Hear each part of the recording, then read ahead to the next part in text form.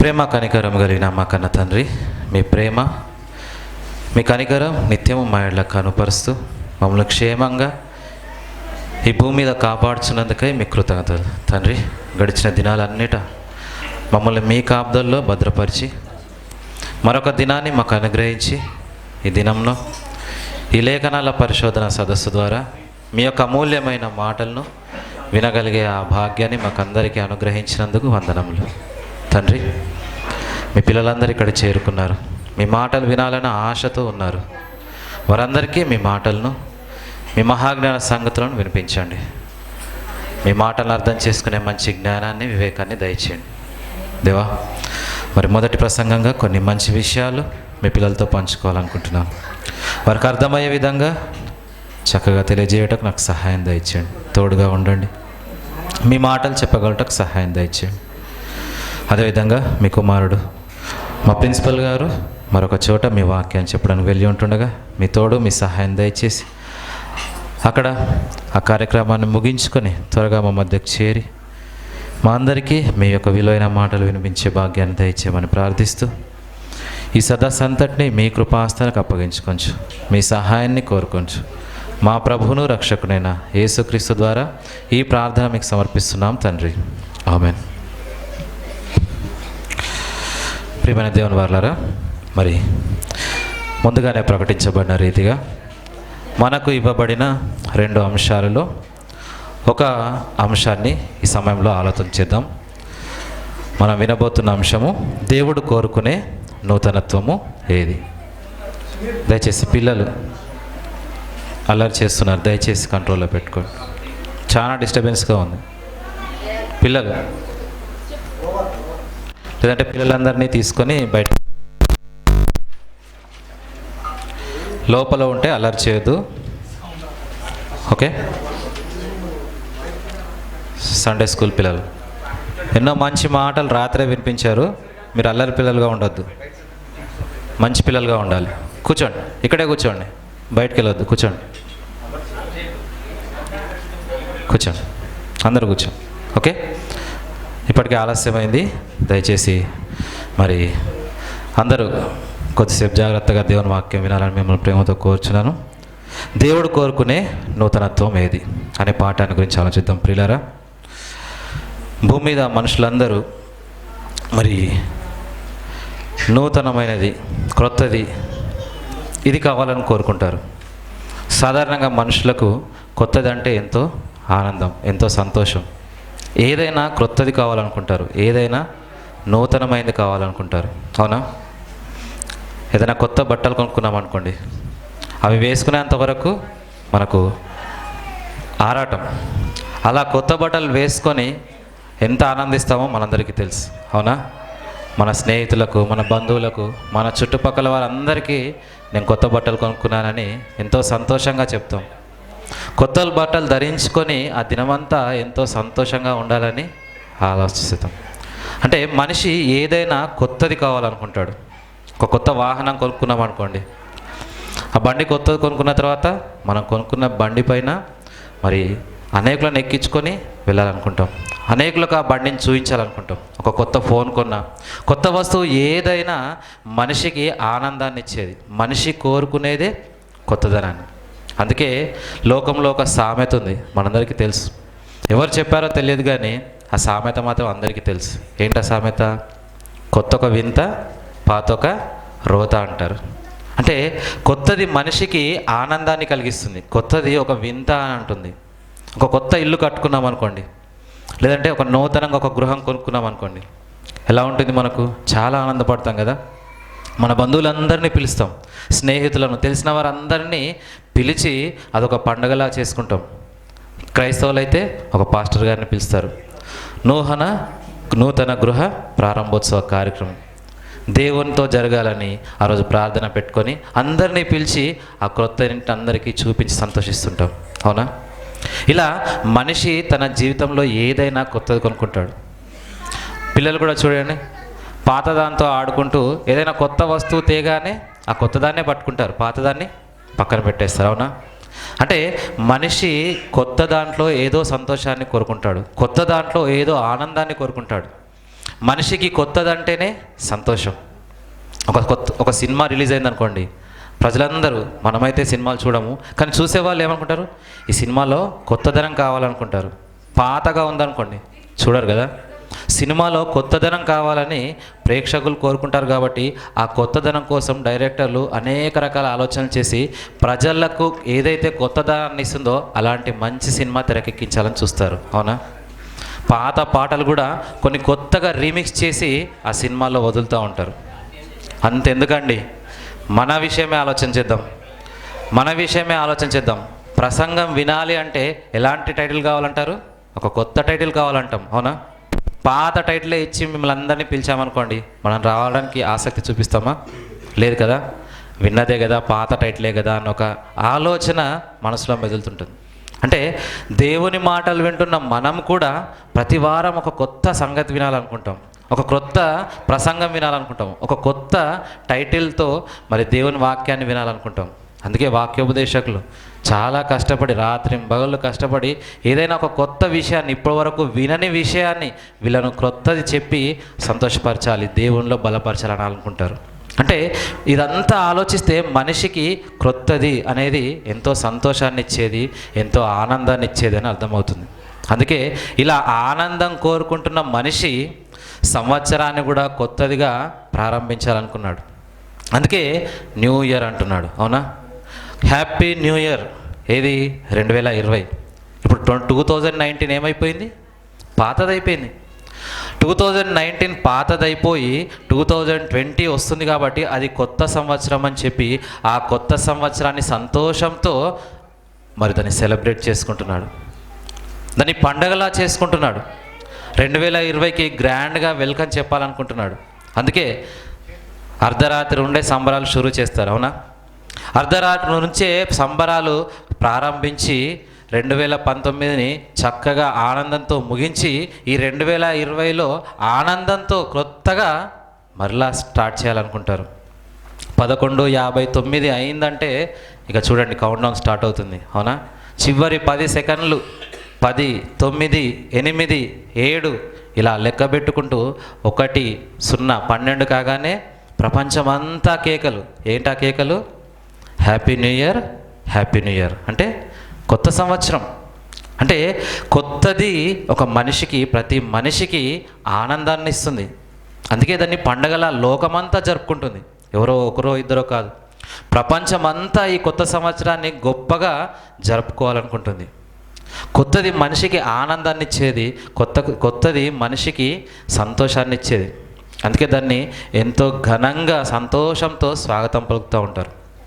నిజంగా ప్రియులారా, ఇవన్నీ ఆలోచిస్తూ ఉంటే నిజంగా భూమి మీద ఈ జరుగుతున్న ఈ పరిస్థితులన్నింటినీ ఆలోచిస్తున్నప్పుడు నిజంగా మనకు వచ్చింది కొత్త సంవత్సరమేనా? మనకు గడిచిపోయిన సంవత్సరం అది పాతదేనా? మనం ప్రవేశిస్తుంది కొత్త సంవత్సరమేనా అని ఆలోచిస్తే ప్రియులారా, అసలు సంవత్సరం ఎలా వస్తుంది? ఈ సంవత్సరం అనేది పాతదైపోయి మరొక కొత్త సంవత్సరం మనుషులందరికీ ఏ విధంగా వచ్చింది అని ఆలోచించినట్లయితే, ఒక సంవత్సరం రావాలంటే 365 రోజులు జరిగిపోవాలి. అవునా? 365 రోజులు గడిచిపోవాలి. ఈ 365 రోజులు గడిచిపోతే ఒక సంవత్సరం. ఆ సంవత్సరము మరలా కొత్తగా వస్తుంది అంటే 365 రోజులు గడిచి మరొక 365 రోజులు రావడానికి సిద్ధమయ్యింది. ఈ 365 రోజులు గడిచిపోయాయంటే 1వ దినం, 2వ దినం, 3వ దినం, ఇలా 365 రోజులు గడిచిపోయాయి. ఈ రోజులు గడిచిపోవడం ఏంటి? ఈ 365 రోజులు రావడం ఏంటి? కొత్త సంవత్సరం రావడం ఏంటి అని ఆలోచిస్తే ప్రియులారా, ఒక రోజు అంటే మనకు తెలుసు, ఈ భూమి దాని చుట్టూ అది తిరిగితే ఒక రోజు. అవునా? మనం నివసిస్తున్న భూమి, మనం ఈ భూమి మీద బ్రతుకున్నామే, ఆ భూమి తన చుట్టూ తాను ఒక్కసారి తిరిగి రావడానికి పట్టే కాలము ఒక రోజు. అలా అది తన చుట్టూ తాను తిరుగుతూ సూర్యుని చుట్టూ కూడా తిరుగుతుంటుంది. అలా సూర్యుని చుట్టూ తిరిగి రావడానికి దానికి పట్టే కాలము 365 రోజులు. అలా భూమి దాని చుట్టూ అది తిరుగుతూ సూర్యుని చుట్టూ వచ్చేసరికి ఒక సంవత్సరం అవుతుంది. అంటే ఇప్పుడు 2019 సంవత్సరం అయిపోయి ముగించబడి 2020వ సంవత్సరంలోనికి మనం ప్రవేశించామంటే ఏం జరిగింది? భూమి తనున్న ప్రదేశంలో నుండి సూర్యుని చుట్టూ తిరిగి వచ్చి మరలా అదే స్థలానికి వచ్చింది. ఇది మీకు అర్థం కావాలంటే ఒక మాట చెప్తాను. మనం అందరం హైదరాబాద్లో నివసిస్తున్నాం కాబట్టి మనందరికీ తెలిసి ఉంటుంది ఇది, అందుకే ఈ విషయాన్ని చెప్తున్నాను. మన హైదరాబాద్ చుట్టూ ఏముంది? రింగ్ రోడ్ ఉంది, తెలుసు కదా అందరికీ. ఔటర్ రింగ్ రోడ్ అంటారు, అవునా? ఇక్కడ పటాన్చేరు దగ్గర నుంచి మనకు సమీపంగా పటాన్చేరు ప్రాంతంలో ఉంది. ఈ పటాన్చేరు ప్రాంతంలో ఉన్న ఔటర్ రింగ్ రోడ్ దగ్గరికి వెళ్తే ఈ హైదరాబాద్ చుట్టూ ఉంటుంది ఆ ఔటర్ రింగ్ రోడ్ అనేది. అయితే ఈ పటాన్చేరులో మనం ఒక ప్రదేశంలో నిల్చొని మళ్ళా ఆ ఔటర్ రింగ్ రోడ్ మీద ప్రయాణించి మళ్ళా అదే ప్లేస్కు రావడానికి కొంత సమయం పడుతుంది, అవునా? సుమారుగా ఈ ఔటర్ రింగ్ రోడ్ అనేది ఒక 160 కిలోమీటర్లు ఉందని అంచనా వేశారు. 160 కిలోమీటర్లు ఉందంట ఈ హైదరాబాద్ చుట్టూ. ఇప్పుడు మనం ఒక ప్రాంతం నుండి స్టార్ట్ అయ్యి మరలా అక్కడికి రావడానికి ఈ 160 కిలోమీటర్ల దూరాన్ని చుట్టూ రావాలి. దీనికి కొంత సమయం పడుతుంది, అవునా? సుమారు ఒక 3-4 గంటల సమయం పడుతుంది. ఇలా మనము దాన్ని చుట్టి రావడానికి పట్టే సమయం 3 లేదా 4 గంటలు. అలా మనం నివసిస్తున్న ఈ భూమి మనల్ని అందరినీ మోస్తూ ఈ సూర్యుని చుట్టి రావడానికి పట్టే కాలం 365 రోజులు. అది ఒక సంవత్సరం. అంటే మనము 2019 ముగించుకొని 2020లోనికి వచ్చామంటే భూమి ఒకసారి తిరిగి వచ్చి మరలా తిరగడానికి సిద్ధమయ్యింది. జనవరి 1 అంటున్నాం కదా మనం. జనవరి 1 అంటున్నామంటే మరలా ఒకసారి తిరగడానికి అది స్టార్ట్ అవుతుంది అని అర్థం. అలా భూమి సూర్యుని చుట్టూ తిరుగుతున్న క్రమంలో దాని చుట్టూ తిరుగుతుంటుంది. తన చుట్టూ తాను తిరుగుతూ సూర్యుని చుట్టూ తిరుగుతుంది. తన చుట్టూ తాను తిరగడం వలన ఒక రోజు ఏర్పడుతుంది మనకు, సూర్యుని చుట్టూ తిరగడం వలన ఒక సంవత్సరం అవుతుంది. నిజంగా ఆలోచించండి ప్రియులారా, తన చుట్టూ తాను తిరుగుతూ సూర్యుని చుట్టూ తిరుగుతున్నా అసలు మనకి ఏమైనా అనిపిస్తుందా? మనమే ఒకసారి మన చుట్టూ మనం తిరిగామనుకోండి, ఎలా ఉంటుంది? చిన్నప్పుడు తిరుగుతాం కదా, పిల్లలు ఎంతో సంతోషంతో తిరుగుతూ ఉంటారు. ఒరే వద్దురా ఎక్కువసేపు తిరగకు, చక్కెర వచ్చేస్తుంది అంటారు, అవునా? కళ్ళు తిరుగుతాయి, కింద పడిపోతా అంటారు.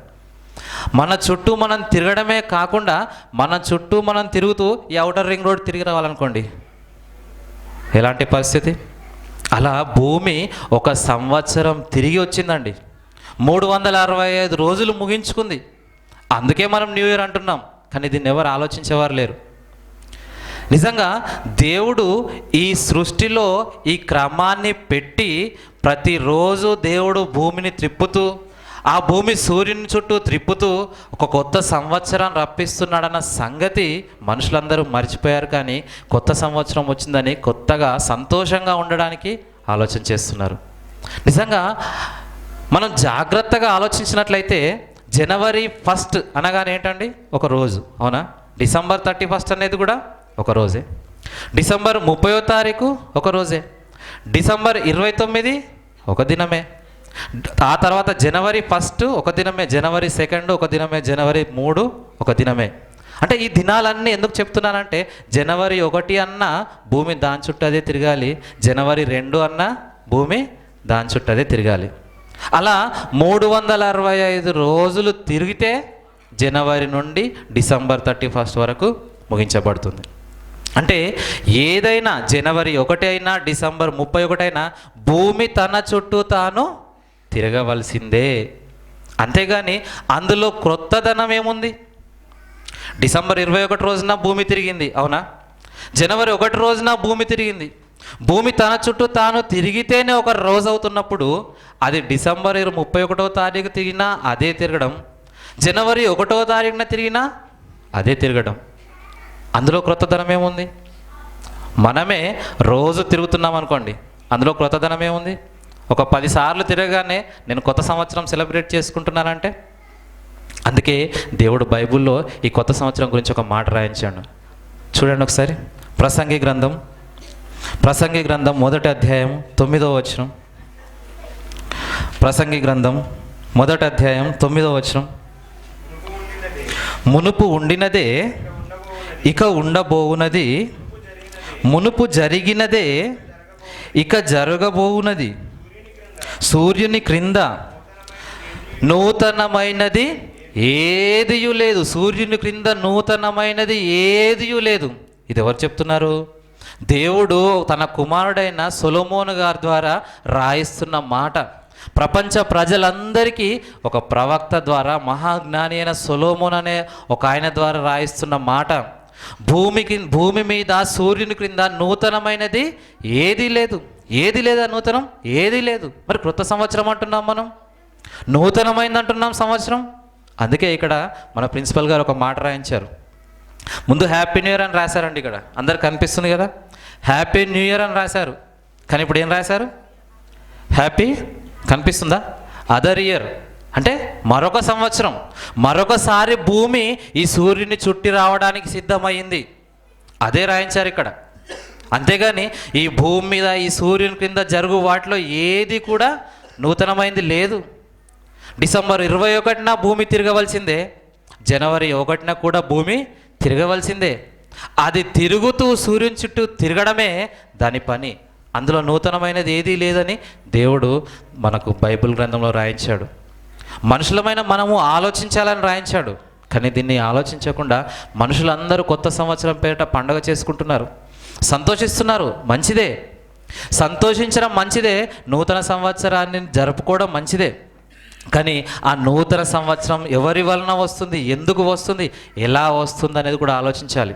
నిజంగా దేవుడు కోరుకునే ఈ నూతనత్వం, దేవుడు ఆశించే ఈ క్రొత్తదనం ఇదేనా? లేదంటే ఇంకా ఏదైనా దేవుడు ఆలోచిస్తున్నాడా? ఇంకా ఏదైనా కోరుకుంటున్నాడా?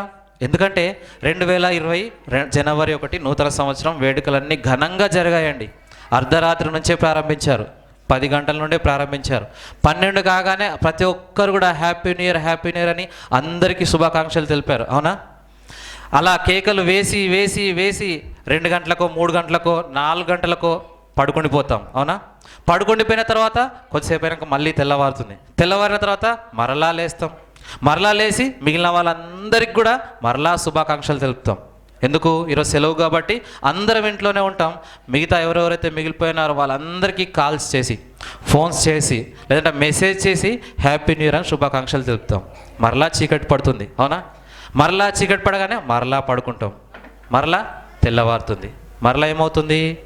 జనవరి 2 వచ్చేస్తుంది. ఇప్పుడు మరలా ఏం చేస్తాం? పొద్దున లేవగానే పనులన్నీ ముగించుకొని పిల్లలకు బ్యాగులు తగిలించేసి వాళ్ళను స్కూల్కి పంపించాలి. పెద్దవారైతే అందరం పనులోకి వెళ్ళిపోతాం. అంటే మళ్ళీ జనవరి 2లో ఏం జరుగుతుంది? మళ్ళీ జరిగిందే జరుగుతుంది. మళ్ళా ప్రపంచమంతా బిజీ. మరి జనవరి 1న కొత్త సంవత్సరం వేడుకలు ఇవన్నీ ఒక్కరోజుకే పాత అయిపోయా? జనవరి 2 రాగానే మనుషులు మరలా తమ ప్రాచీన పనుల్లోనికే, మరలా పాత వాటిలోనికే వెళ్ళిపోతున్నారు. స్కూల్కి వెళ్ళేవారు స్కూల్కి వెళ్తున్నారు, పనిలోనికి వెళ్ళేవారు పనిలోనికి వెళ్తున్నారు, ఏ పని చేసేవారు ఆ పనిలోనికి మరలా జనవరి 2న వెళ్ళిపోతున్నారు. అంటే ఈ న్యూ ఇయర్ కాస్త ఒకటే రోజులో పాతదైపోయిందా? అవునండి, పాతది అయిపోవాల్సిందే. మరి ఇలా పాతదైపోయే దాని గురించి మనుషులు ఎంత ఆలోచిస్తున్నారు అనేది దేవుడు గమనించి ఇక్కడ భక్తుని ద్వారా రాయించాడు. అందుకే ఈ సూర్యుని క్రింద జరుగుతున్న వాటిలో నూతనమైనది ఏదీ లేదు. ఈ నూతనమైనది ఏది లేదు పిల్లలారా. నేను కోరుకునే నూతనత్వం, నేను కోరుకునే కొత్తది మరొకటి ఉంది. దాని గురించి ఆలోచించాలి మీరు. ఈ సృష్టిలో ఏది క్రొత్తది లేదు, ఈ సృష్టిలో ఏది నూతనమైనది లేదు. 2021 రాగానే 2020 పాతది, 2022 రాగానే 2021 పాతదే. అంటే ఈ భూమి మీద ఈ సూర్యుని క్రింద జరుగు వాటిలో ఏది కూడా క్రొత్తది లేదు. కానీ మనిషికి క్రొత్తది అంటేనే సంతోషం. అవునా? ఏదైనా క్రొత్తగా ఉండాలండి, ఏదైనా నూతనంగా ఉండాలి. ఏదైనా క్రొత్తగా ఉంటేనే మనిషి ఆనందిస్తాడు. అందుకే దేవుడు కూడా దీన్ని గమనించి మనిషికి ఒక క్రొత్తది ఇవ్వాలనుకున్నాడు.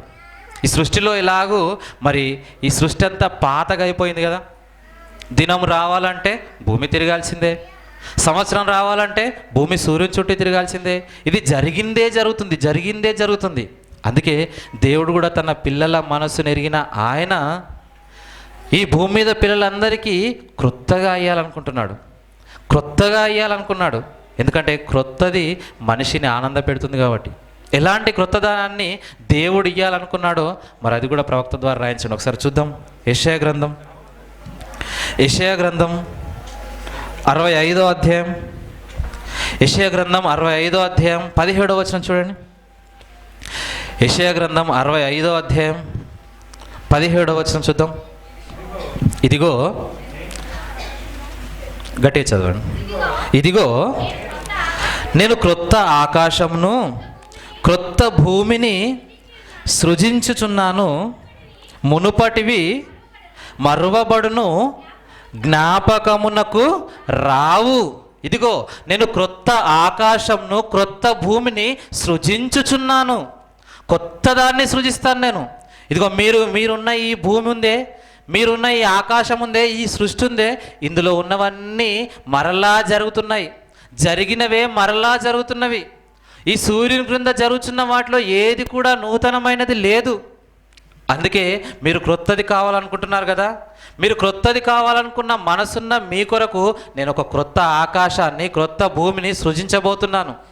మునిపటివి మరవబడతాయి. అంటే ఇప్పుడున్న ఆకాశము ఇప్పుడున్న భూమి మరవబడి క్రొత్త ఆకాశము క్రొత్త భూమి దేవునిచే సృజించబడి మనకు రాబోతుంది. అది దేవుడు ఇవ్వాలనుకుంటున్నాడు. ఆ క్రొత్తదాన్ని దేవుడు ఇవ్వాలనుకుంటున్నాడు. నిజంగా ప్రియులారా, ఆలోచిస్తే సంవత్సరం గురించి ఆలోచించండి. అసలు సంవత్సరం గురించి బైబిల్లో దేవుడు ఎక్కడా చెప్పలేదండి. సంవత్సరం క్రొత్తది అన్నట్టుగా ఎక్కడ కూడా దేవుడు బైబిల్లో చెప్పలేదు. దినం గురించి చెప్పాడు ఒక మాట.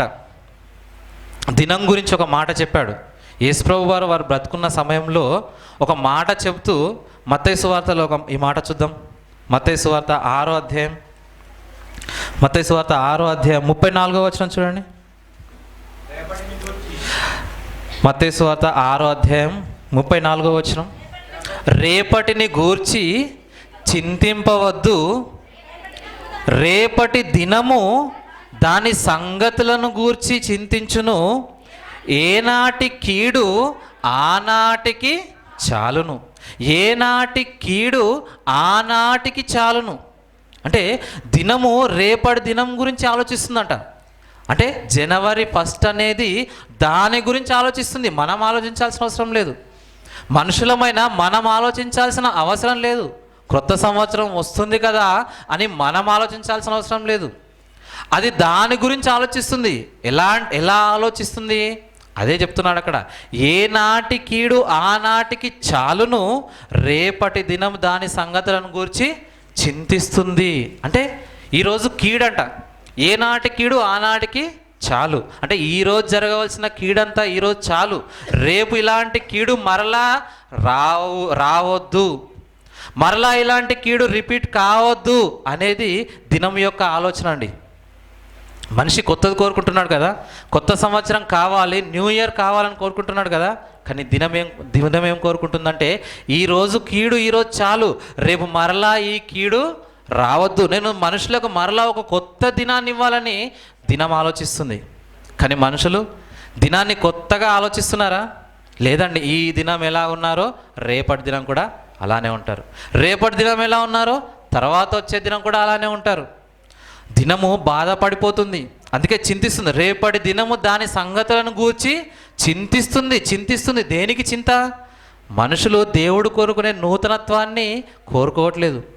మనుషులు ఈ పాతదనాన్నే కోరుకుంటున్నారు. కానీ నూతనత్వం, దేవుడు ఏదైతే నూతనంగా కావాలని కోరుకుంటున్నాడో దాన్ని ఆశించట్లేదు. దేవుడు అంటున్నాడు, నేను క్రొత్త ఆకాశంను క్రొత్త భూమిని సృజించుచున్నాను, మునుపటివి మరవబడును. ఆ క్రొత్త ఆకాశము క్రొత్త భూమి దేవుడు సృజించేది, అది కావాలనే మనుషులు కోరుకోవట్లేదు. ఈ భూమి మీద కొత్త సంవత్సరం కావాలి. ఈ కొత్త సంవత్సరం వస్తే ఏం చేస్తారండి? న్యూ ఇయర్ రాగానే జనవరి 1 రోజు చాలామంది కొన్ని నిర్ణయాలు తీసుకుంటారు. ఈ సంవత్సరం అంతా ఇలా చేయాలి, ఈ సంవత్సరం అంతా ఇలా చేయాలి. నిజంగా ఆ నిర్ణయం ఎప్పటి వరకు ఉంటుంది? జనవరి 1 రోజు మాత్రమే ఉంటుంది. మరలా పడుకొని జనవరి 2 అయిందంటే, అవునా, అది గుర్తుంటుందా? 2nd రోజు గుర్తుంటుంది. ఒక వారం గడిచిపోయిందంటే జనవరి 1న ఏం ప్రమాణం తీసుకున్నామో ఎవరికి గుర్తుండదు, అవునా? మనం ఆలోచించేద్దాం. ఒకవేళ అది గుర్తుంటే ప్రపంచం ఈ పరిస్థితుల్లో ఉండేది కాదు. మొదటి రోజు తీసుకున్న నిర్ణయాలు మనిషి యథావిధిగా అమలు చేస్తే అసలు భూమి మీద ఇన్ని నేరాలు ఘోరాలు జరిగేవి కావు. ప్రతి సంవత్సరము ఈ విధంగా జరిగేది కాదు. దినము దాని గురించి చింతించేదే కాదు. అక్కడ దినం ఏం చేస్తుంది? రేపటి దినంన చేయవలసిన సంగతులను గురించి చింతిస్తుంది. అంటే మనిషి తన బ్రతుకులో నూతనత్వాన్ని కోరుకోవట్లేదు. ఈ కాలంలో ఈ సంవత్సరం క్రొత్తది కావాలనుకుంటున్నాడు, కానీ తన బ్రతుకులో నూతనత్వం కావాలని మనిషి కోరుకోవట్లేదు. కానీ దినం మాత్రము నేను మనుషులకు రోజు క్రొత్తది ఇవ్వాలి, రోజు నూతనంగా వారికి రావాలి అని కోరుకుంటుంది. అదే అక్కడ చెప్తున్నాడు, రేపటి దినం దాని సంగతులను గురించి చింతిస్తూ ఏనాటి కీడు ఆనాటికి చాలు. ఈరోజు జరిగిన కీడు చాలు, రేపు ఈ కీడు జరగకూడదు. అంటే రేపు కొత్తదిగా రావాలనుకుంటుంది దినం. కానీ మనుషులు అలాంటి పరిస్థితుల్లో లేరండి. కానీ మనుషులు మాత్రం మాకు క్రొత్తది కావాలని ఆలోచిస్తున్నారు. అందుకే దేవుడు చెప్తున్నాడు, ఇదిగో నేను క్రొత్త ఆకాశంను క్రొత్త భూమిని సృజించుచున్నాను. ఆ క్రొత్త ఆకాశము ఆ క్రొత్త భూమి ఎవరికి ఇస్తానంటున్నాడు దేవుడు? అది అందరికీ వచ్చేదా? ఆలోచిస్తే ప్రియులారా, ఈ సృష్టి గురించి ఆలోచన చేద్దాం. ఈ సృష్టి అందరికీ వచ్చిందా? ఈ భూమి మీద సుమారు నేడు 800 కోట్ల మంది మనుషులు బ్రతుకున్నట్టుగా మనందరికీ తెలుసు. సుమారు 800 కోట్ల మంది ప్రస్తుతం. ఈ 800 కోట్ల మంది ప్రస్తుతం ఈ సృష్టిని చూస్తున్నారు. ఈ ఆకాశాన్ని, ఈ భూమిని, ఈ సృష్టి అంతటిని అనుభవిస్తున్నాం, అవునా? కానీ ఈ సృష్టిని చూడని వారు కూడా చాలామంది ఈ సృష్టిని చూడకుండానే తల్లి గర్భంలో నుండే బయటకు వెళ్ళిపోయారు. అంటే ఈ సృష్టిని చూసే అదృష్టం కూడా చాలామందికి దొరకలేదు. తల్లి గర్భంలో మనతో పాటు కొన్ని కోట్ల శుక్రకణాలు రాలిపోయాయి. కొన్ని కోట్ల శుక్రకణాల్లో మనకు మాత్రమే తల్లి అండంతో ఫలదీకరణం చెందించి ఒక పిండంగా మార్చి ఆ పిండానికి మనకు అవయవాలను దినదినము తల్లి గర్భంలో 9 నెలలు దేవుడు రూపించి ఈ లోకాన్ని ప్రసాదించాడు. అంటే మనం చూస్తున్న ఈ ఆకాశము, ఈ భూమి దేవుడు మనల్ని కావాలని కోరుకొని తల్లి గర్భంలో నిలబెట్టి మనకు ఒక ఆకారాన్ని ఇచ్చి చూపించాడు. ఈ క్రొత్త ఈ భూమిని, ఈ ఆకాశాన్ని మనందరికీ అనుభవించే ఆ విధంగా ఏర్పాటు చేశాడు. చాలామందికి లేదండి. తల్లి గర్భంలోని కొన్ని కోట్ల కణాలు మనతో పాటు ప్రవేశించాయి. అవన్నీ కూడా తల్లి గర్భంలోనే రాలిపోయాయి. వారందరికీ ఈ లోకాన్ని చూసే అవకాశము లేదు. అదేవిధంగా దేవుడిస్తానన్న క్రొత్త ఆకాశము, ఈ క్రొత్త భూమి కూడా అందరికీ దక్కుతుందా అంటే అందరికీ దక్కదు. అది ఎవరికి దక్కుతుందో పేతురు గారు చెప్తున్నారు. చూడండి, పేతురు గారు రాసిన 2వ పత్రిక 3వ అధ్యాయం. పేతురు గారు రాసిన 2వ పత్రిక 3వ అధ్యాయం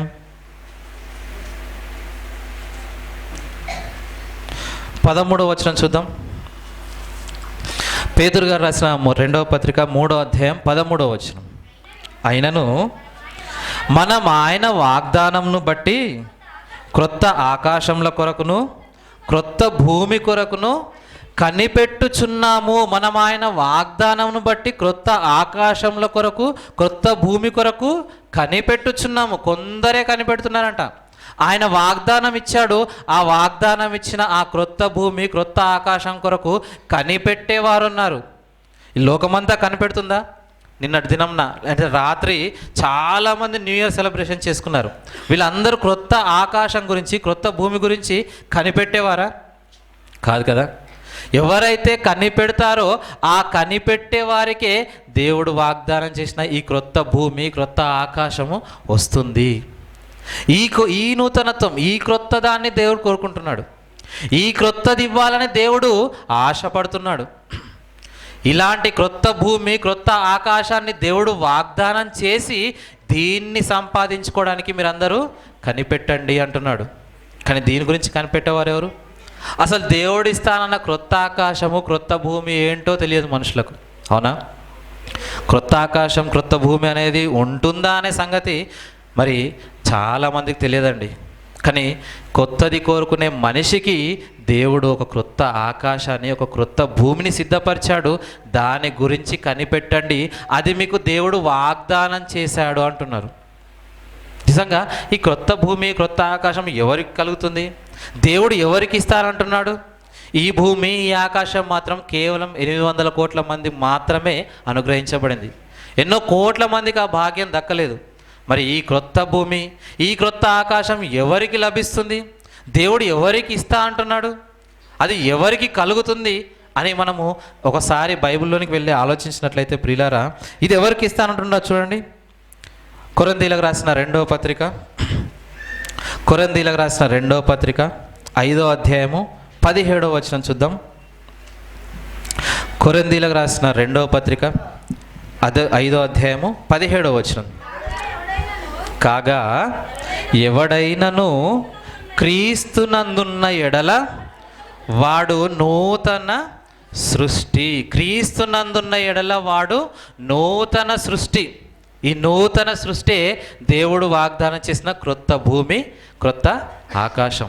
ఇది ఎవరికి కలుగుతుంది అని దేవుడు చెప్తున్నాడు? ఎవడైనను క్రీస్తునందున్న ఎడల వానికే ఇది దక్కుతుంది.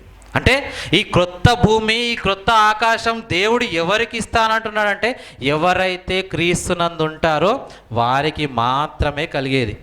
ఈ భూమి తల్లి గర్భంలో అవయవాలు ధరించుకొని ఈ లోకానికి రావడానికి ఎవరైతే నిర్ణయింపబడ్డారో వారికి మాత్రమే ఈ భూమి చూసే భాగ్యం దక్కింది. వారికి మాత్రమే ఈ ఆకాశాన్ని చూసే భాగ్యం దక్కింది. అదేవిధంగా దేవుడు వాగ్దానం చేసిన ఈ క్రొత్త భూమి, ఈ క్రొత్త ఆకాశం ఎవరైతే క్రీస్తునందు ఉంటారో వారికి మాత్రమే దక్కేది. మిగతా వారందరికీ దక్కుతుందా? దక్కదండి. దేవుడు కోరుకుంటున్న ఈ క్రొత్త సృష్టి, దేవుడు ఇవ్వాలనుకుంటున్న ఈ నూతనమైన ఆకాశము, భూమి కేవలం క్రీస్తునందున్న వారికి మాత్రమే. క్రీస్తునందు ఎంతమంది ఉన్నారు? సుమారు 800 కోట్ల మందిలో క్రైస్తవులుగా పిలువబడుతున్నవారు క్రీస్తునందున్నవారంటే క్రైస్తవులే కదా మన ఉద్దేశం.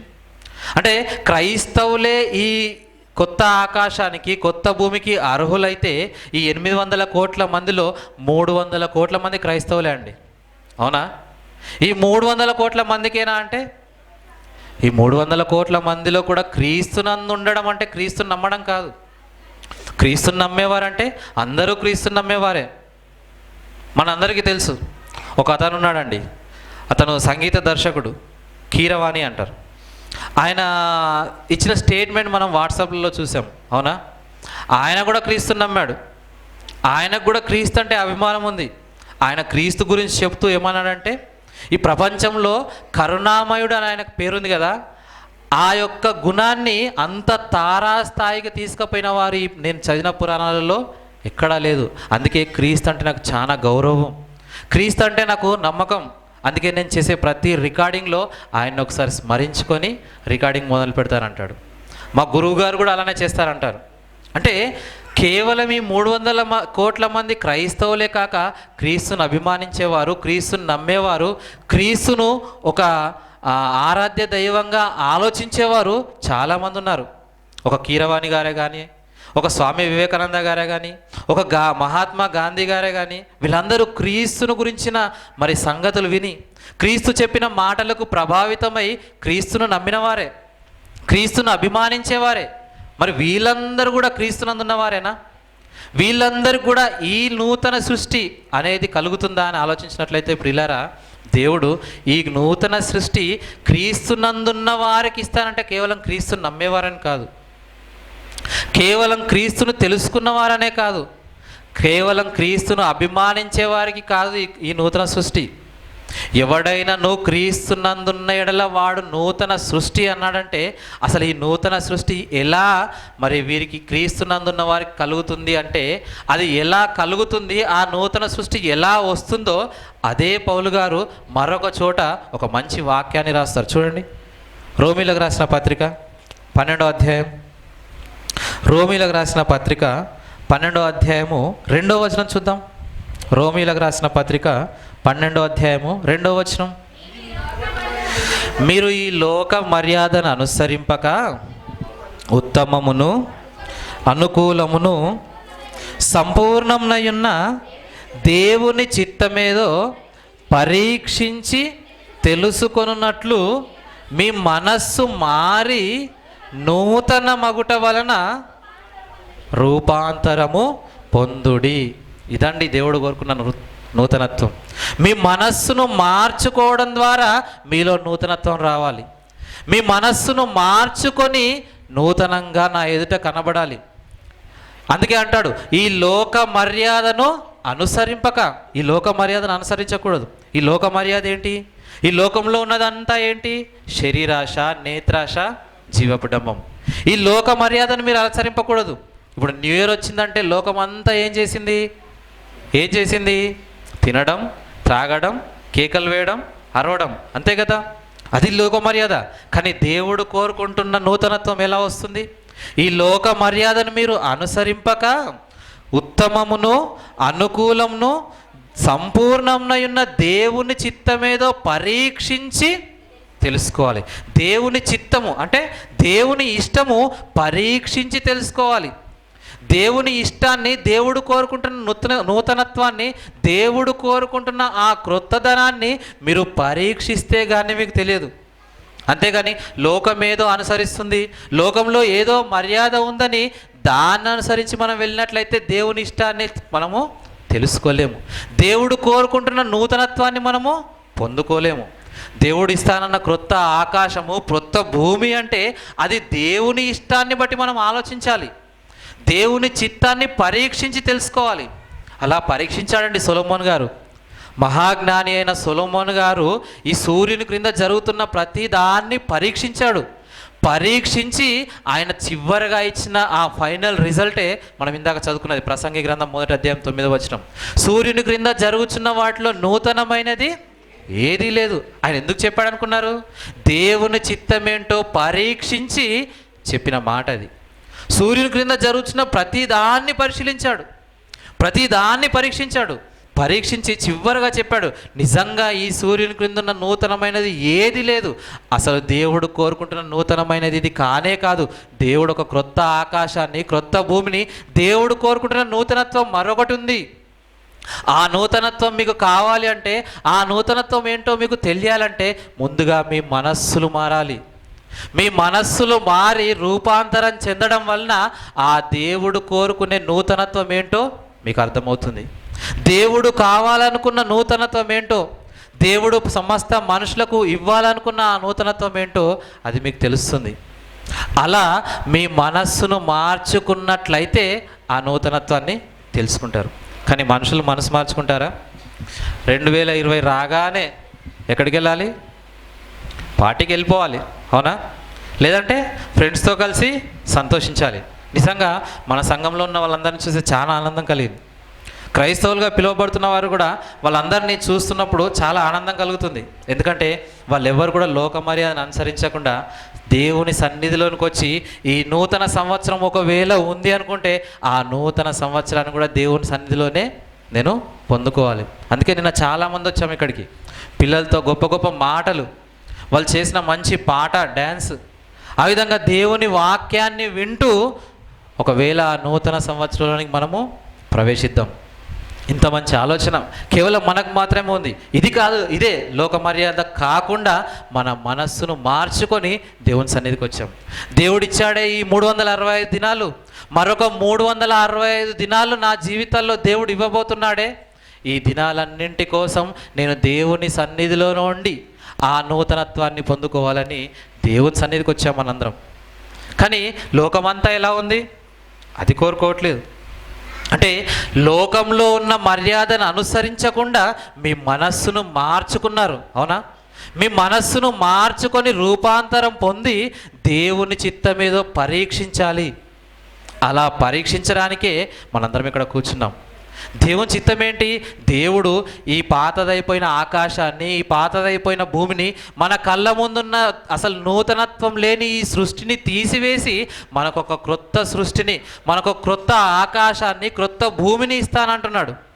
వాటిని మీకు ఇస్తాను అంటున్నాడు. అసలు ఏంటది? ఎలా ఇస్తాడు? ఎలా మనకు అది దక్కుతుంది అని మనం ఇంకా లోతులోనికి వెళ్ళి ఆలోచించినట్లయితే ప్రియులారా, దేవుడు కోరుకుంటున్న ఆ క్రొత్త జన్మ ఏంటో యేసుక్రీస్తు వారు చెప్తున్నారు. చూడండి, యోహాను రాసిన సువార్త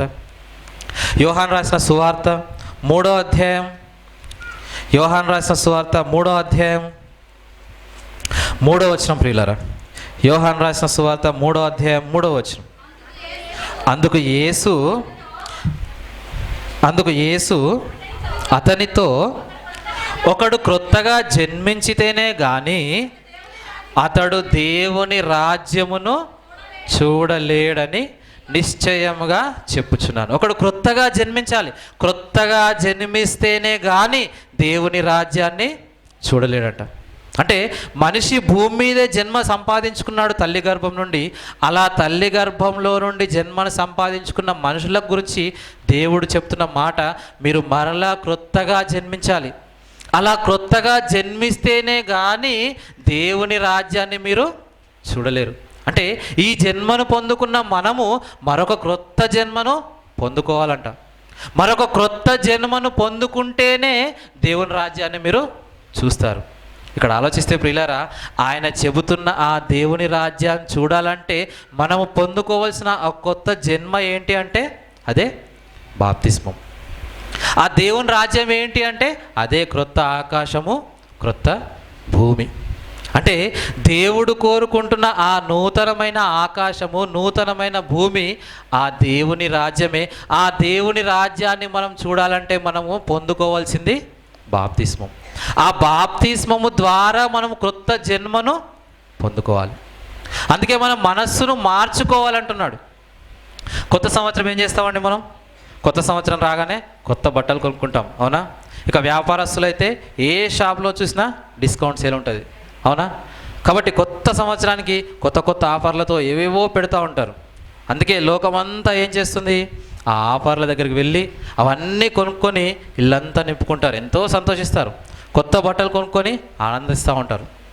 ఈ విధంగా కొత్త బట్టలు కొనుక్కొని కొత్త వస్తువులు కొని ఇల్లుని నింపుకున్నారు, అవునా? కానీ మదిని నింపుకున్నారా? మన మనస్సును మార్చుకున్నారా? దేవుడు చెప్తున్న క్రొత్త జన్మ నేను పొందుకోవాలన్న ఆలోచనతో మన మనస్సును మార్చుకున్నామా? నిజంగా ఇప్పటివరకు బ్యాప్టిజం తీసుకొని వాళ్ళు మనకు క్రొత్త జన్మ రావాలి అంటే ఆ కొత్త జన్మ బాప్తిస్మం ద్వారా ఈ జన్మలో నుంచి క్రొత్త జన్మలోకి ప్రవేశించాలి. కొత్త సంవత్సరం కాదు మనకు కావాల్సింది, మన మనస్సు మారి మనం ఒక క్రొత్త జన్మను పొందుకోవాలి. అలా క్రొత్త జన్మను పొందుకుంటేనే మనము దేవుని రాజ్యాన్ని చూస్తామంటున్నాడు. ఆ క్రొత్త జన్మ ద్వారానే ఆ క్రొత్త ఆకాశాన్ని, క్రొత్త భూమిని అనుభవించే ఆ అనుభవాన్ని పొందుకుంటాం. ఆ క్రొత్త ఆకాశాన్ని, క్రొత్త భూమిని పొందుకోవాలంటే ఈ క్రొత్త జన్మ కావాలి. అందుకే మీ మనస్సును మార్చుకొని ఈ క్రొత్త జన్మలోనికి రండి.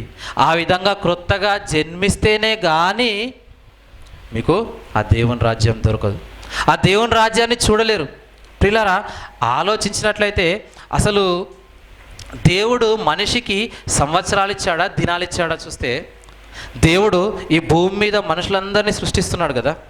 ఈ భూమి మీద మనుషులందరినీ సృష్టిస్తూ వారికి సంవత్సరాలను నియమించాడా, లేకపోతే దినాలను నియమించాడా?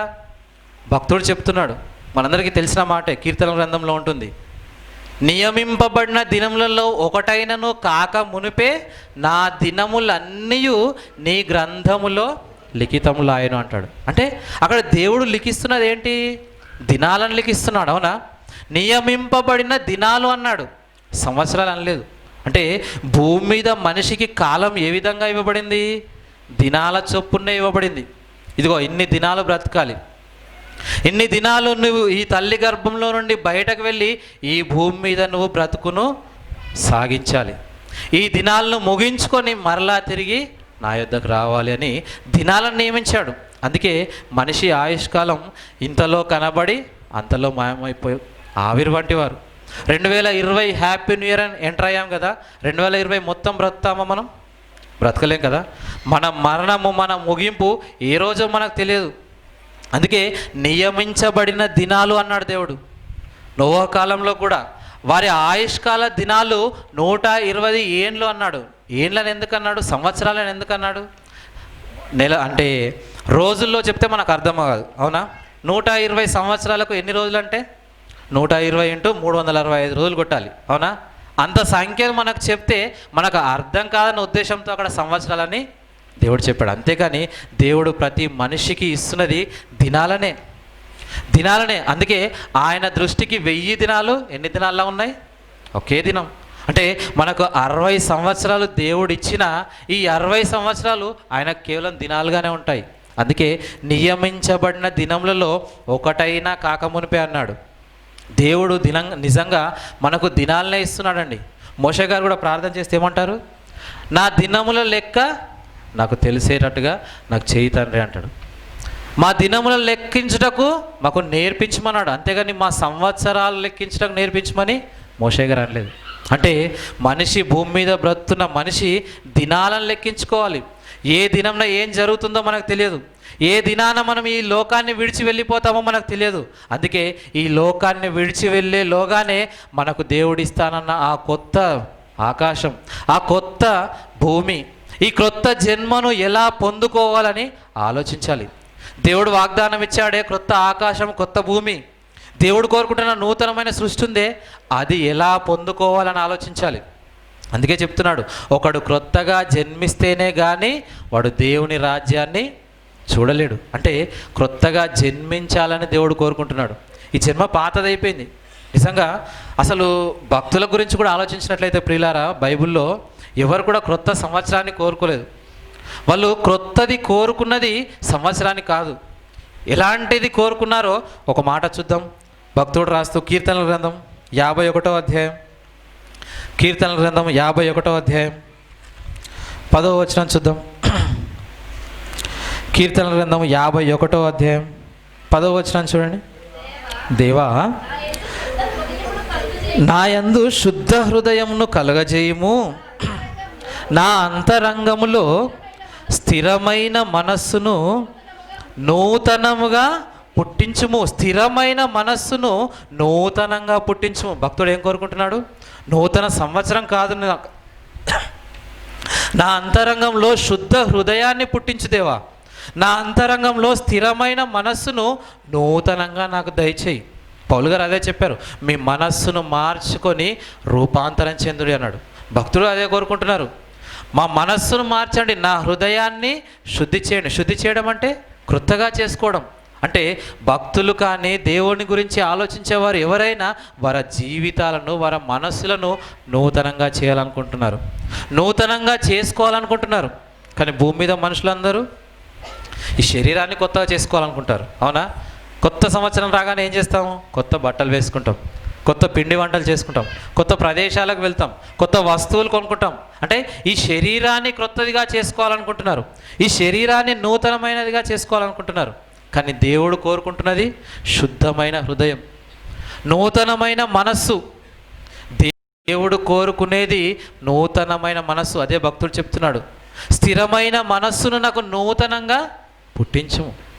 నాలో స్థిరమైన మనస్సు, అది నూతనంగా నాకు కావాలి. ఇప్పటి వరకున్న మనస్సు నాకు వద్దు.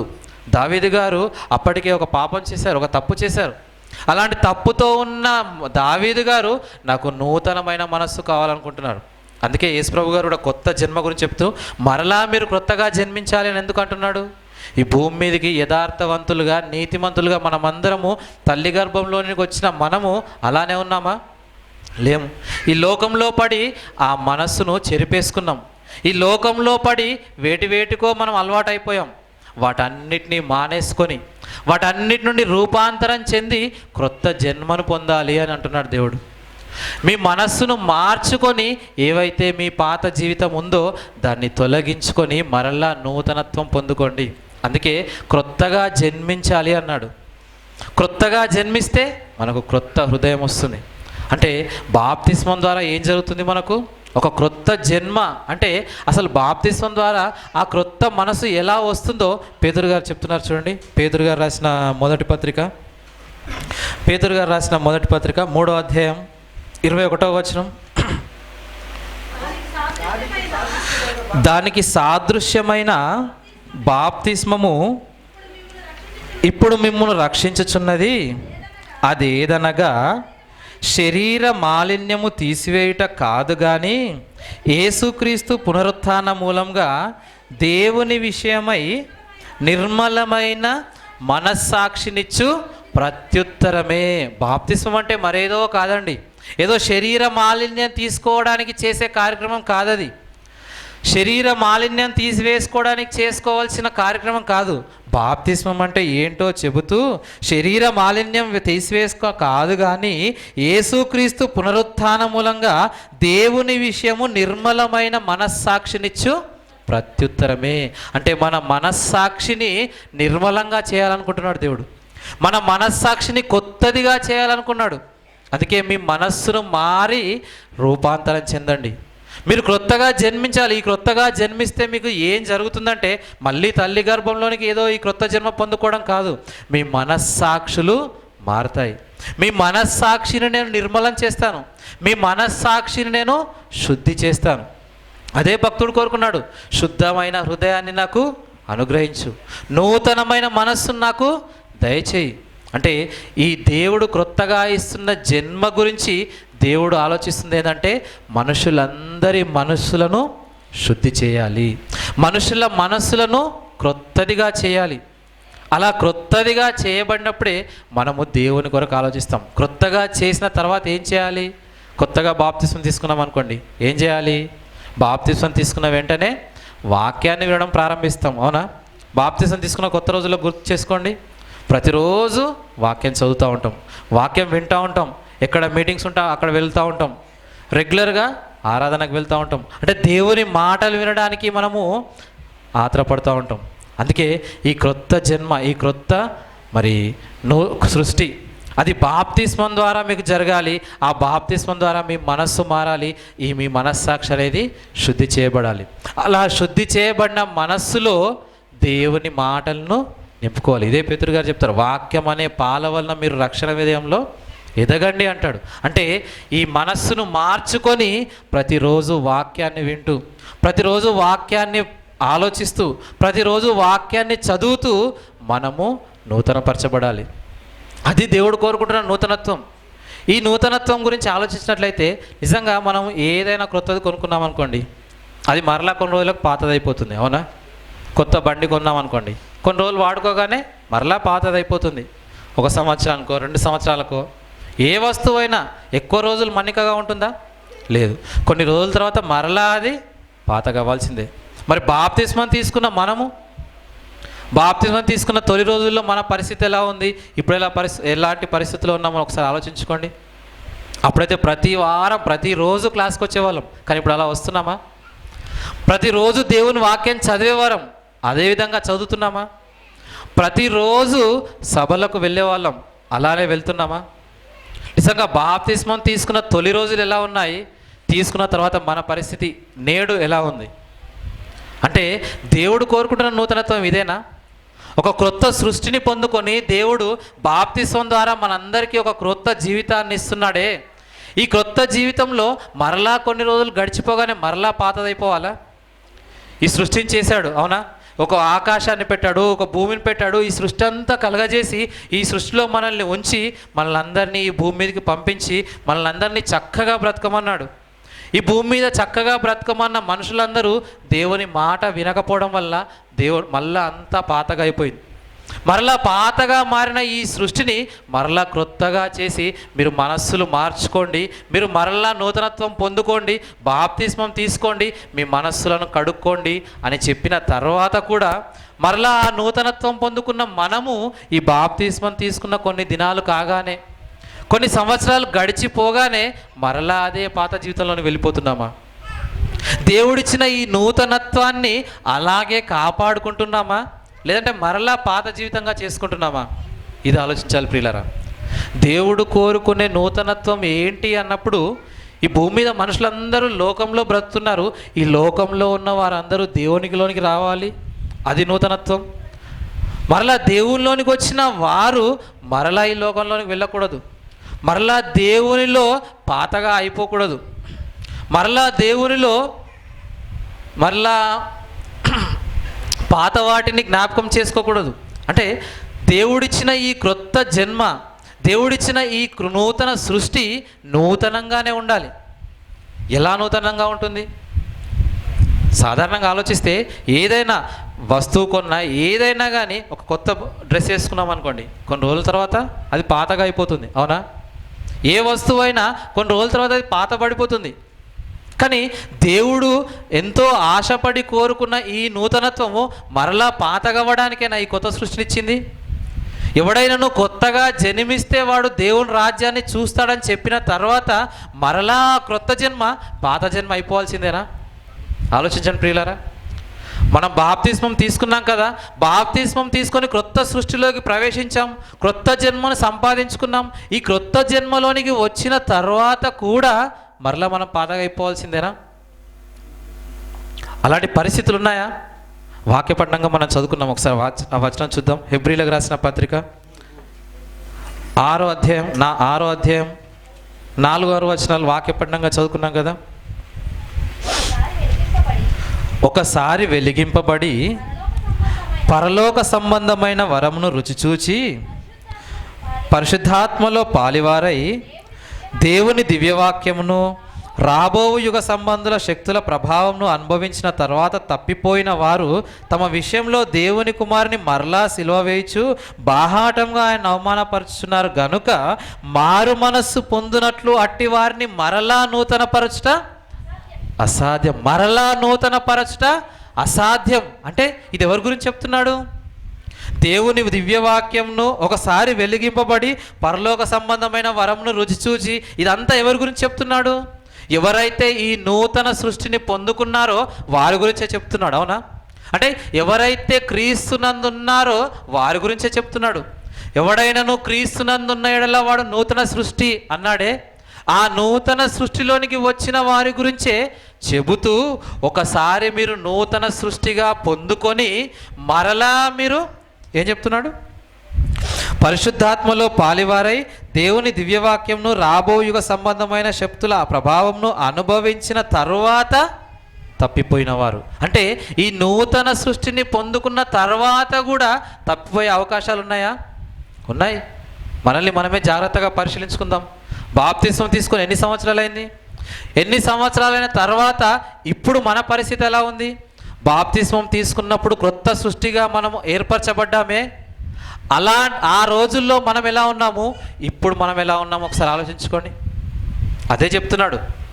ఒకసారి కొత్త సృష్టి పొందుకున్న తర్వాత తప్పిపోయిన వారు చదవండి, తమ విషయంలో దేవుని కుమారుని మరలా సిలువ వేయుచు బాహాటంగా ఆయనను అవమానపరుచున్నారు గనుక మరలా వారిని నూతన పరచుట అంటే ఒకసారి నూతన సృష్టి పొందుకున్న తర్వాత ఆ నూతన సృష్టిలోనికి వెళ్ళిన మనము మరలా పాత సృష్టిలోనికి వెళ్ళిపోతే మరలా మనల్ని నూతనంగా చేయడము అసాధ్యం అంటున్నాడు.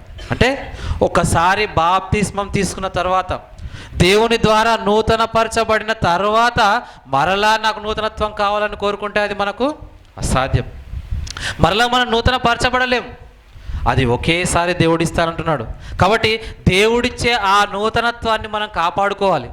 దేవుడిచ్చే ఆ నూతనత్వాన్ని మనము అలాగే జాగ్రత్తగా పదిలపరుచుకోవాలి. ఆ నూతనత్వాన్ని ఎప్పుడు మనము దాన్ని కొనసాగించాలి.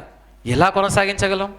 ఏదైనా కొత్తది పాతగా అయిపోతుంది కదా, ఏదైనా కొత్తది ఎప్పటికైనా మరి అది ముగిసిపోవాల్సిందే కదా.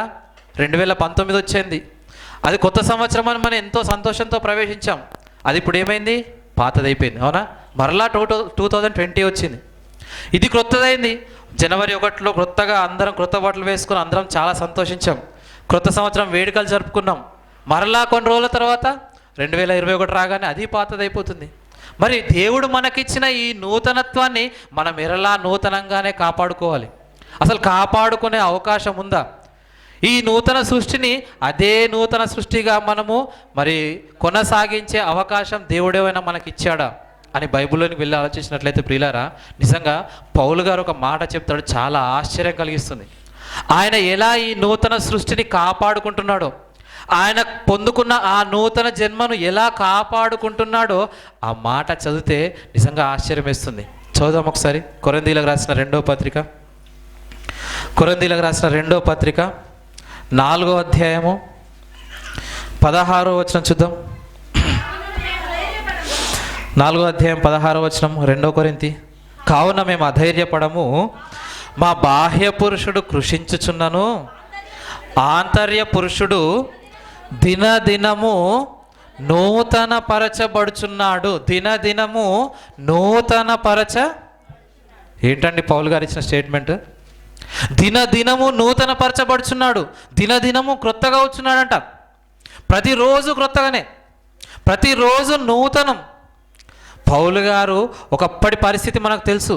సంఘాన్ని హింసించి అతి ఘోరమైన పాపిగా ఉన్న ఆయన ఎప్పుడైతే దేవుణ్ణి తెలుసుకున్నాడో, ఎప్పుడైనా తన మనస్సును మార్చుకొని ఈ నూతన సృష్టిలోని ప్రవేశించాడో, ఎవడైనా నువ్వు క్రీస్తునందున్న యెడల వాడు నూతన సృష్టి అని చెప్పిన పౌలు గారు క్రీస్తులోనికి వచ్చిన తర్వాత, ఆయన నూతన సృష్టిగా మారిన తర్వాత ఆయన ఎలాంటి పరిస్థితిలోనికి వెళ్ళిపోతున్నాడు? దినదినము అంటే ప్రతి దినము నేను నూతన పరచబడుచున్నాను.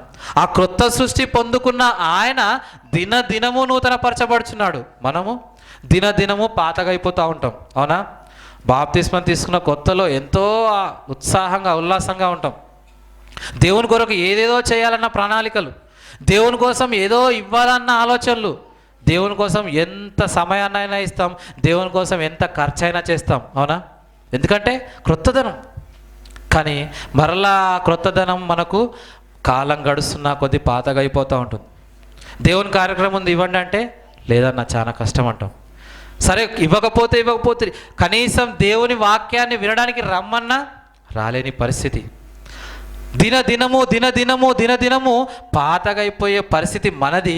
కానీ పౌలు గారు ఏమంటున్నారు? నేను దినదినము నూతన పరచబడుచున్నాను, ప్రతి దినం నూతన పరచబడుచున్నాను. ఏ విధంగా అండి నూతన పరచబడుచున్నాడు? ఏ విధంగా ఆ విధంగా కొత్తగా అవుతున్నాడు?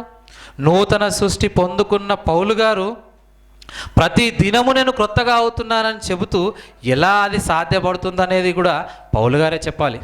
ఎందుకంటే ఆయన దాన్ని అనుభవిస్తున్నాడు. ఏమని చెప్తున్నాడు చూడండి, మరొకసారి అది చదువుదాం. కావున మేము అధైర్యపడం, మాకు భయపడాల్సిన అవసరం లేదు. మేము అధైర్యపడము, మాకు భయము లేదు. ఎందుకంటే ఒకసారి వెలిగింపబడి ఈ నూతన సృష్టిలోనికి వచ్చిన తర్వాత మరలా ప్రాతగా అయిపోతే నూతన పరచట అసాధ్యం అన్నాడే. ఆ నూతన పరచట అసాధ్యమన్న స్థితిలోనికి వెళ్తామన్న భయం మాకు లేదు. మేము అధైర్యపడము. మా బాహ్య పురుషుడు కృషించుచున్నను, ఆంతర్య పురుషుడు అదండి. ఇక్కడ ఆయన కూడా కృషిస్తున్నాడు. ఏది కృషిస్తుంది? బాహ్య పురుషుడు కృషిస్తున్నాడు. అంటే బాహ్య పురుషుడు అంటే ఎవరు? ఆయన ధరించుకున్న శరీరం. ఈ శరీరము ప్రతిదినము పాతగా అయిపోతుంది, ఇది కృషిస్తుంది. వయస్సు మీద పడిన కొద్దీ ఈ ఆకారం ఏమవుతుంటుంది? కృషిస్తూ ఉంటుంది, అవునా? భూమి మీద మనుషులందరూ ఈ ఆకారాన్ని జాగ్రత్తగా కాపాడుకోవడానికి ఎన్నో ప్రయత్నాలు చేస్తుంటారు, అవునా? దీనికి రకరకాల క్రీములు పూస్తూ ఉంటారు యవ్వనంగా కనబడడానికి. సినిమా హీరోయిన్స్ గురించి చూస్తున్నట్లయితే, అవునా? సినిమాలో ఉన్నవారు కానీ, లేదంటే బయట ఈ శరీరం మీద బాగా ఆశ ఉన్నవారు కానీ, వాళ్ళు ఎప్పుడు క్రొత్తగా నూతనంగా ఉండడానికి ఏదేదో రాస్తూ ఉంటారు ఈ శరీరానికి. ఎంత రాసినా ఇది కృషించిపోయేది. అదే చెప్తున్నాడు, మా బాహ్య పురుషుడు కృషించుచున్నను, ఆంతర్య పురుషుడు దినదినము నూతన పరచబడుచున్నాడు. అంటే ఈ బాహ్యమైనది ఇది కృషించిపోయినా, ఇది వృద్ధాప్యంలోనికి వెళ్ళినా, దీనికి ఎన్ని రోగాలు వచ్చినా, ఒకవేళ ఇది పని చేయకపోయినా దీన్ని పని చేయించేటట్టుగా మేము ఎలా చేయగలుగుతున్నాము అంటే మా ఆంతర్య పురుషుడు నూతన పరచబడుచున్నాడు. ఆంతర్య పురుషుడు అంటే మన మనస్సు, ఆత్మ. అదే కదా దేవుడు కోరుకున్నది. మీరు క్రొత్తగా జన్మించాలి అని ఏ దాన్ని కోరుకున్నాడు దేవుడు? మీ మనస్సును మారి రూపాంతరం అవటం వలన నూతన జన్మను పొందుకోమన్నాడు. అంటే లోపలున్న ఆత్మ దినదినము నూతన పరచబడుతుంది. ప్రతి దినము క్రొత్తదవుతుంది ఆయనలో ఉన్న ఆత్మ. ఆ క్రొత్తదనాన్ని బట్టి ఈ కృషించిపోతున్న ఈ పాతదాన్ని లాక్కొస్తున్నాడు ఆయన. ఆ విధంగా ప్రతి దినము నూతన పరచబడుతున్నాడు. ఇది ప్రతి దినము ఈ ఆంతర్య పురుషుడు నూతన పరచబడాలంటే అసలు ఏం చేయాలి? ఆయనే చెప్తున్నాడు చూడండి. ఎఫెసీలకు రాసిన పత్రిక 4వ అధ్యాయం. మరి ప్రిన్సిపల్ గారు రాలేదు కాబట్టి నేను ఇంకా దీన్ని ఎక్స్టెండ్ చేస్తున్నాను, ఓపిక కూర్చోండి. ఎఫెసీలకు రాసిన పత్రిక 4వ అధ్యాయము 23వ వచనం చూద్దాం. ఎఫెసీలకు రాసిన పత్రిక 4వ అధ్యాయము 23వ వచనం. మీ చిత్తవృత్తి యందు నూతన పరచబడిన వారై నీతియు యథార్థమైన భక్తియు గలవారై దేవుని పోలికగా సృష్టింపబడిన నవీన స్వభావమును ధరించుకొనవలెను. ఏం ధరించుకోవాలి? నవీన స్వభావమును ధరించుకోవాలి. ఎవడైనాను క్రీస్తులోనికి వస్తున్నాడో, ఎవడైనాను బాప్తిస్మం పొందుకొని దేవునిలో క్రొత్త జన్మ సంపాదించుకుంటున్నారో వాళ్ళు చేయాల్సిన పని ఏంటంటే మనము నవీన స్వభావంను ధరించుకోవాలి. మన పాత స్వభావాన్ని విసర్జించాలి, క్రొత్త స్వభావాన్ని ధరించుకోవాలి. అక్కడ స్వభావం అన్న దగ్గర క్రింద ఫుట్ నోట్లో ఉంటుంది, ఏం చదవండి. నవీన స్వభావం అన్న దగ్గర 4 అనే అక్షరం ఉంది కదా, 4 అనే నంబర్ ఉంది కదా. నవీన పురుషుని అంటే నవీన పురుషుణ్ణి ధరించుకోవాలి. బాహ్య పురుషుడు కృషించుచున్న ఈ ఆంతర్య పురుషుడు దినదినము ఏ విధంగా నూతనపరచబడుచున్నాడంటే నవీన పురుషునిగా మారాలి. నవీనమైన పురుషునిగా మారాలంటే నవీన స్వభావాన్ని ధరించుకోవాలి. ఏదైనా ధరించుకుంటూనే అందరికి కనిపిస్తుంది కదా. మనం ఒక కొత్త ఫోన్ కొనుక్కున్నాం అనుకోండి, అది చేతిలో పట్టుకొని తిరుగుతూనే అందరూ చూసి అబ్బా చాలా కొత్తగా ఉంది, ఎక్కడ కొన్నామన్నా, ఎంత కొన్నామన్నా, అవునా. కొత్త బట్టలు వేసుకున్నాం అనుకోండి, అందరూ అన్న కొత్త బట్టలా అంటారు. అదే మనం కొత్తగా కొనుక్కొని ఎక్కడో దాచిపెట్టుకున్నాం అనుకోండి, అడుగుతారు ఎవరైనా? ఎవరు అడిగారు కదా. ఇక్కడ పౌలు గారు కూడా అదే చెప్తున్నారు. మీ మనస్సును మార్చుకొని దేవునిలో క్రొత్త జన్మ పొందుకుంటున్న మీరు అందరూ కూడా ధరించుకోవాల్సింది ఏంటి అంటే నవీన స్వభావం.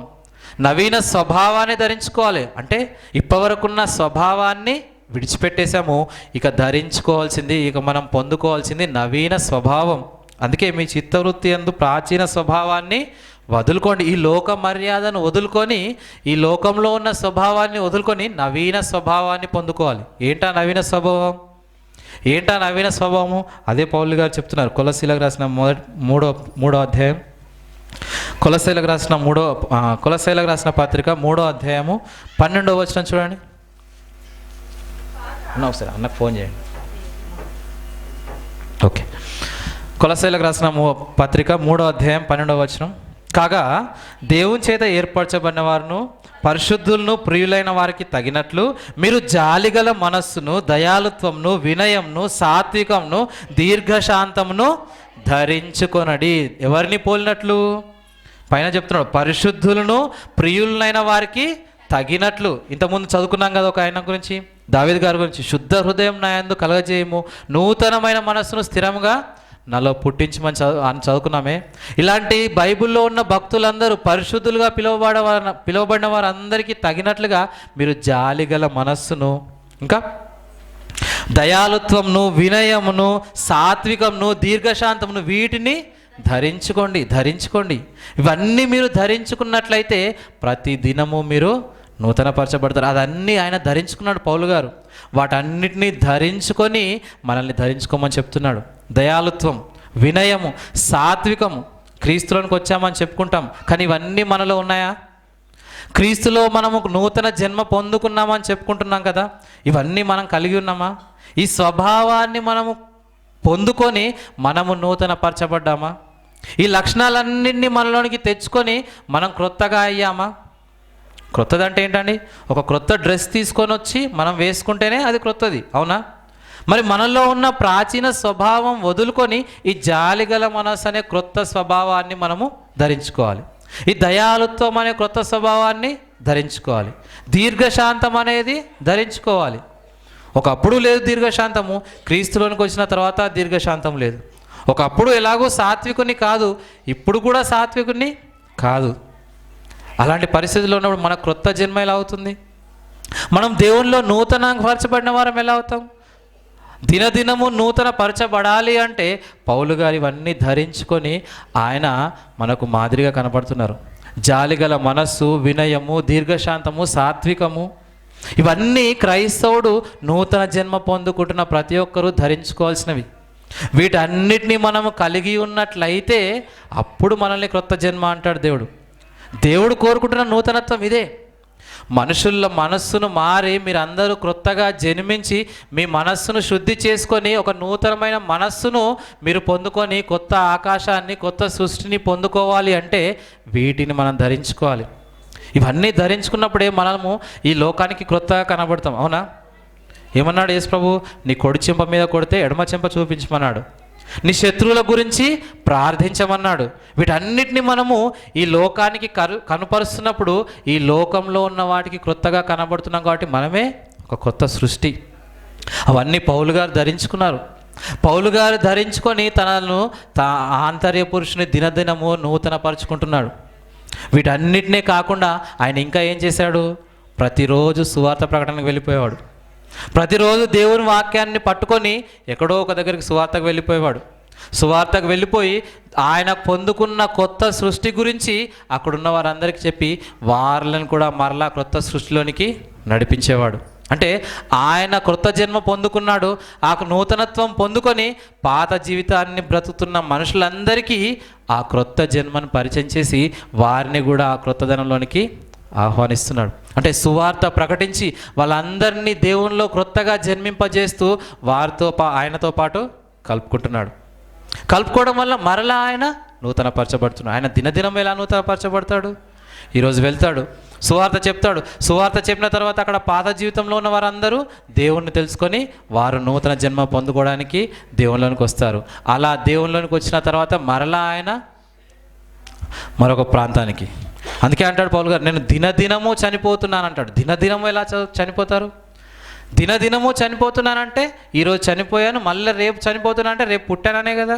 అంటే ప్రతిరోజు ఆయన ఏ విధంగా క్రొత్తగా మారిపోతున్నాడంటే సువార్తను పట్టుకొని చనిపోయిన వారిని బ్రతికిస్తూ ఆయన బ్రతుకుతున్నాడు. మనది కూడా చూడండి, కొత్త కాలేజ్, అవునా? నూతనంగా ప్రారంభించుకున్నాం. నూతనంగా ప్రారంభించుకున్నప్పుడు కేవలం ఆరాధన మాత్రమే జరిగేది. ఆ తర్వాత ఈ కాలేజీకి అనుబంధంగా కొన్ని రీసెర్చ్ సెంటర్లు పెట్టాం. ఆ రీసెర్చ్ సెంటర్లో దేవుని వాక్యాన్ని బోధిస్తూ ఈ కాలేజీని మనము అభివృద్ధి పరుస్తున్నాం. అలా అలా స్త్రీల కార్యక్రమాలు, అలా సండే స్కూల్ కార్యక్రమాలు, ఇలా ప్రతిరోజు దేవునిలో ఏదో కార్యక్రమాలు చేస్తూ మన నూతనత్వాన్ని కాపాడుకోవాలని మనం అనుకుంటున్నాం, అవునా? క్రొత్తగా మనం ఏర్పాటు చేసుకున్నాం. కేవలం ఆదివారమే కూడుకొని వెళ్ళిపోయామనుకోండి, వారమంతా అది తాళం వేసింది అనుకోండి, దాన్ని క్రొత్తదనం అంటామా? ప్రతిరోజు కార్యక్రమాలు, ఎక్కడో ఒక చోట కార్యక్రమం, కాలేజ్ ద్వారా కార్యక్రమాలు, సండే స్కూల్ పిల్లల ద్వారా కార్యక్రమాలు, స్త్రీల ద్వారా కార్యక్రమాలు, యవనస్తుల ద్వారా కార్యక్రమాలు, ఇక ఇలాంటి సెలవు దినాలు వచ్చినప్పుడు డే సెమినార్, అదేవిధంగా రాబోయే రోజుల్లో సభలు చేస్తూ ఉంటాం. ఇలా చేస్తూ చేస్తూ చేస్తూ మనం ముందుకు వెళ్తున్నప్పుడు, ఇలా మనము ఇవన్నీ చేస్తున్నప్పుడు దేవుని వాక్యాన్ని విని పాత జీవితంలో పాత జన్మలో ఎవరైతే ఉన్నారో వాళ్ళందరూ ఈ కొత్త జన్మను పొందుకోవడానికి మనతో వచ్చి కలుస్తూ ఉంటారు, అవునా? మరలా వాళ్ళు రాగానే మేము కూడా ఎన్రోల్ చేయలేదు, మళ్ళీ మేము చేస్తామని వాళ్ళు అంటారు. వాళ్ళతో పాటు మళ్ళీ మనం కలిసి చేస్తాం. అంటే ఇలా దేవునిలో ప్రతిదినము నూతనత్వం ఎలా వస్తుందంటే మనం దేవుని పని చేసుకుంటూ వెళ్ళినప్పుడు మనతో పాటు మరలా కొంతమంది కలిసి వారు పని చేయడానికి ముందుకు వస్తారు. వారితో కలిసి మళ్ళా పని చేయడానికి అవకాశం కలుగుతుంది. అంటే దేవుని పనిని ప్రతిరోజు చేస్తూ చేస్తూ చేస్తూ అలా ముందుకు వెళ్తున్నప్పుడు అలా దేవునిలో మనం నూతనత్వాన్ని పొందుకుంటాం. అందుకే పౌలు గారు అంటున్నారు, నేను దినదినము నూతన పరచబడుచున్నాను. బాహ్య పురుషుడు కృషించిపోతున్నాడు, కానీ ఆంతర్య పురుషుడు దినదినము నూతన పరచబడుచున్నాడు. అంటే దేవుడు కోరుకునే నూతనత్వం ఏంటి అంటే, ఆయన ఈ భూమి మీద దేవుడిచ్చిన ఈ జన్మను ఈ లోకంలో పడి మరి పాతది చేసుకున్నారు. ఆ పాతది చేసుకున్న మనుషులు అందరూ కూడా క్రొత్త జన్మలోనికి రావాలి బాప్తిస్మం ద్వారా. ఆ బాప్తిస్మం ద్వారా క్రొత్త జన్మలోనికి వచ్చిన మీరంతా కూడా మీరు ఒక నవీన స్వభావాన్ని ధరించుకొని ప్రతిరోజు నా పనిలో ఉండి ప్రతి దినము నూతనపరచబడాలి. అందుకే పరలోకం చూడండి, అది నిత్య నూతనమైన లోకం. ఈ లోకంలో ఉన్నట్టుగా ఈరోజే మరలా వచ్చేది కాదు. ఒక జనవరి 1 వచ్చింది 2019కి, మరలా జనవరి 1 2020లో వస్తుంది. జనవరి 1 వస్తుంది, అవునా? మరలా 2021లో కూడా జనవరి 1 వస్తుంది. 2022లో అయినా జనవరి 1 వస్తుంది. కానీ మనకు కలగబోయే మనము పొందుకోబోయే ఆ పరలోకం మాత్రం నిత్యమైన నూతనంగా ఉంటుంది, ఎప్పుడు నూతనంగా ఉంటుంది. అసలు ఎప్పుడు జనవరి 1 రాదు. అసలు అక్కడ వెలుగుటకు సూర్యుడైనాను, ప్రకాశించటకు చంద్రుడైనా లేడంటారు. ఎప్పుడు వెలుగుగానే ఉంటుందంట. ఎంత విచిత్రమైన లోకం అది! దేవుడు కోరుకున్న నూతనత్వం. దేవుడు మనల్ని ప్రతిరోజు నూతనంగా ఉండాలనుకుంటున్నాడు. ప్రతిరోజు మనలో నూతనత్వం కోరుకుంటున్నాడు. కానీ మనం బాప్తిస్మం తీసుకుంటున్నాం పాత జన్మను మర్చిపోయి. క్రొత్త జన్మలోనికి వచ్చిన మనము ఈ క్రొత్త జన్మను, ఈ క్రొత్త నూతనత్వాన్ని ప్రతి దినము కాపాడుకుంటూ ప్రతి దినము నూతనపరచబడుతూ ఉండాలి. అందుకే ప్రతిరోజు కార్యక్రమాలు ఉన్నాయి. ప్రతిరోజు మనం ఆ కార్యక్రమాల్లో పాల్గొంటూ మన నూతనత్వాన్ని కొనసాగించాలి. అదే దేవుడు కోరుకునే నూతనత్వం. అలా దేవుడు నూతనత్వాన్ని కోరుకున్నాడు కాబట్టే పౌలు గారు దినదినము నూతనపరచబడ్డారు. పౌలు గారు దినదినము నూతనపరచబడి మనకు ఆ విషయాన్ని చెప్తున్నాడు. మీ ఆంతర్య పురుషుడు దినదినము నూతనపరచబడాలి. నిజంగా దేవుని పని చేయాలనే ఆలోచన ఉన్నప్పుడు ఈ బాహ్య శరీరం ఎంత ఇబ్బంది పెట్టినా వచ్చేస్తామండి. అవునా? దేవుని పని ఉన్నదనుకోండి, మనకు జ్వరం వచ్చినా కానీ వచ్చేస్తూనే ఉంటాం. మనకి ఈ శరీరానికి ఏదన్నా ఇబ్బందికరమైన పరిస్థితులు ఉన్నా దేవుని పని అనగానే వచ్చేస్తూ ఉంటాం. ఆ విధంగా మనలో ఉన్న ఆంతర్య పురుషుణ్ణి దినదినము నూతనపరచుకోవాలి. దినదినము నూతనపరచుకోవాలి. అందుకే నవీన స్వభావాన్ని ధరించుకోవాలి. దేవుని పనిలో నిత్యము కొనసాగాలి. అది దేవుడు కోరుకుంటున్న నూతనత్వం. ఓకే, ప్రార్థన చేసుకుందాం. ప్రేమ కలిగిన మా కన్న తండ్రి, మహోన్నతమైన దేవ, మీకే వందనాలు నాయనా. ఇంతవరకు మీ ప్రేమ చేత మమ్మల్ని కాపాడి మరొక మంచి దినాన్ని మాకు ఇచ్చి మీ యొక్క విలువైన మాటలు వినే భాగ్యాన్ని మాకు అనుగ్రహించినందుకు మీకు వందనాలు తండ్రి. ఈ సూర్యుని క్రింద నూతనమైనది ఏది లేదు, కానీ మీరు కోరుకుంటున్న నూతనత్వం మాలోనే అన్న సంగతిని మేము తెలుసుకున్నాం ఆయన. మాకు క్రొత్త జన్మనిస్తా అన్నారు. ఆ క్రొత్త జన్మనిచ్చి ఈ జన్మను మేము ప్రతిదినం కాపాడుకోవాలని మీరు చెప్పారు. ఆ విధంగా మేము నిత్య నూతనంగా ఈ లోకంలో ప్రతిదినం నూతనపరచబడుచు మీరు ఇచ్చే ఆ మహాలోకంలో నిత్య నూతనంగా ఉండటకు మాకు సహాయం దయచేయండి దేవా. మరి ఈ సదస్సుకులు మరి వచ్చిన మీ పిల్లలందరినీ కూడా దీవించండి. మరొక అద్భుతమైన విషయాన్ని, మరొక మంచి విషయాన్ని మీ కుమారుని ద్వారా వినబోతుండగా మీ పిల్లలందరికీ కావాల్సిన మంచి జ్ఞానాన్ని దయచేయండి. మీ కుమారునికి తోడుగా ఉండండి. ఈ సదస్సు అంతట్లో మీ సహాయం దయచేయమని, ప్రతి విషయంలో తోడుగా ఉండమని ప్రార్థిస్తూ ముందున సమయంతా మీ సహాయాన్ని వేడుకొంచు మా ప్రభువును రక్షకునైన యేసుక్రీస్తు ద్వారా ఈ ప్రార్థన మీకు సమర్పిస్తున్నాం తండ్రి. ఆమేన్. Thank you.